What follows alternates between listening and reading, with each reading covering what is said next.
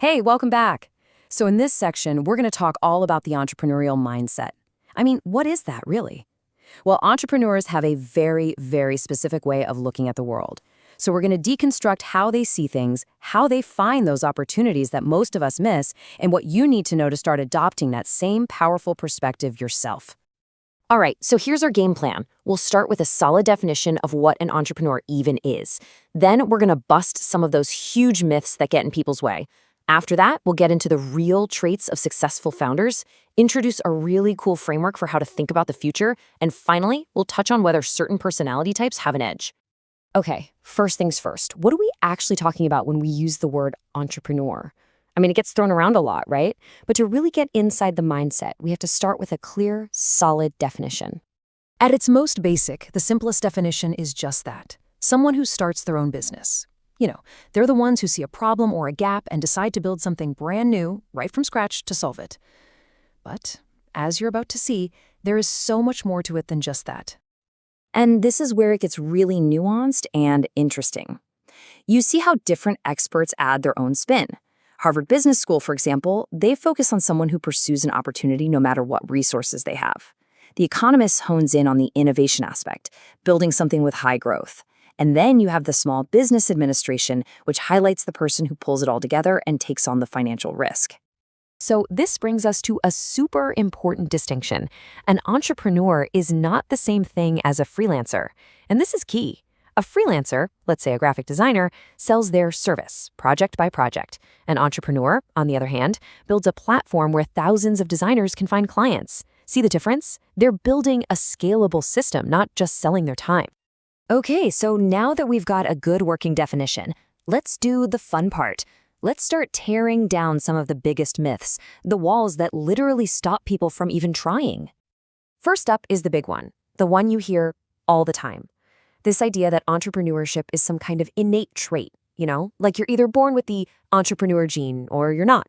It sounds good, but honestly, it's just not true. The reality is, history is filled with people who were employees for years and then became incredible founders in their 30s, 40s, even their 50s and beyond. It is absolutely a skill set and a mindset that you can learn and develop. It is not a birthright. All right, myth number 2. The idea that you have to be some kind of genius or have this one-in-a-million talent to make it. This one is so discouraging for people, and it's also completely wrong. In truth, things like perseverance, a killer work ethic, and just straight-up confidence are way more critical than raw intelligence. I mean, think about it. The best founders aren't always the smartest person in the room. They're the best at finding and leading the smartest people. And if you want a perfect example of perseverance, look at this. The company that made Angry Birds, they created and launched 24, that's 24, failed apps before they finally hit that multi-billion-dollar home run. They just refused to quit. And finally, we have to talk about the myth of luck. It's so easy to look at a huge success story from the outside and just say, wow, they got lucky. But here's the secret. Entrepreneurs make their own luck. They do it by trying and failing, and trying and learning, and trying again, over and over, until something clicks. What looks like a sudden stroke of luck is almost always the result of years of relentless, grinding effort. So now that we've cleared away all those myths, let's get down to what's real. Let's build a new foundation based on the traits that successful entrepreneurs actually have in common. Which, leads us to the obvious question, right? If the myths are wrong, then what are the real observable traits that these founders all seem to share? What's the secret sauce? Well, when you look at them as a group, some patterns emerge. They're usually confident they have to be to sell their vision. They're often gregarious or social, which helps them build a great team. They're definitely forward-thinking, and they are action-oriented. They'd rather test an idea than just sit around talking about it. But there's one trait that stands head and shoulders above the rest. And that is risk tolerance. This is it. This is the big one. Just think about this for a second. About 95% of all startups fail. An entrepreneur is someone who can look at that number, a 95% chance of complete failure, and still say, yeah, I'm going for it. That ability to stoic that risk is the absolute heart of the mindset. Okay, now I want to walk you through a really powerful framework from the famous investor Peter Thiel.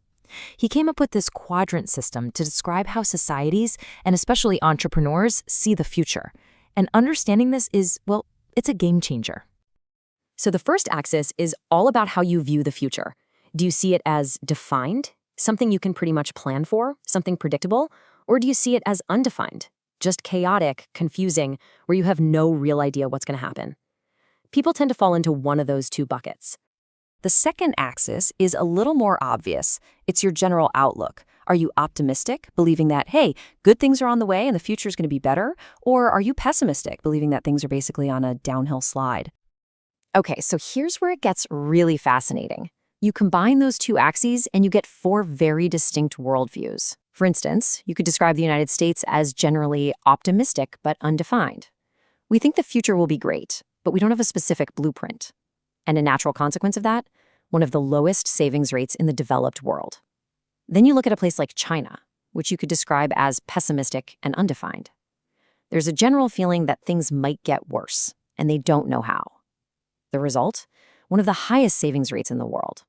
So take a guess where entrepreneurs land on this chart. That's right. They are optimistic and defined. This is their quadrant. They don't just hope for a better future. They have a clear, defined vision of what that future looks like, and they believe they are the ones who can actually go out and build it. All right, for our final piece of the puzzle, we've established that the mindset is what's truly key. But it's worth asking, do certain personality types have a kind of natural head start when it comes to being an entrepreneur? Well, if you look at a system like the Myers-Briggs, there's one type that's literally nicknamed the entrepreneur, and that's the ESTP. It makes sense, right? Their typical traits, sociable, practical, logical, adaptable, are a perfect fit for the chaotic, fast-paced worlds of a startup. But, and this is probably the most important thing I want you to take away from this whole explainer, while some personalities might find it more natural, the entrepreneurial mindset can absolutely be learned. It can be cultivated. Anyone, no matter what your personality type, can learn to see the world this way. So, to wrap things up, I'm just going to leave you with this one question to chew on. Now that you understand the mindset, what opportunity out there are you going to be the one to define? That's all for this explainer.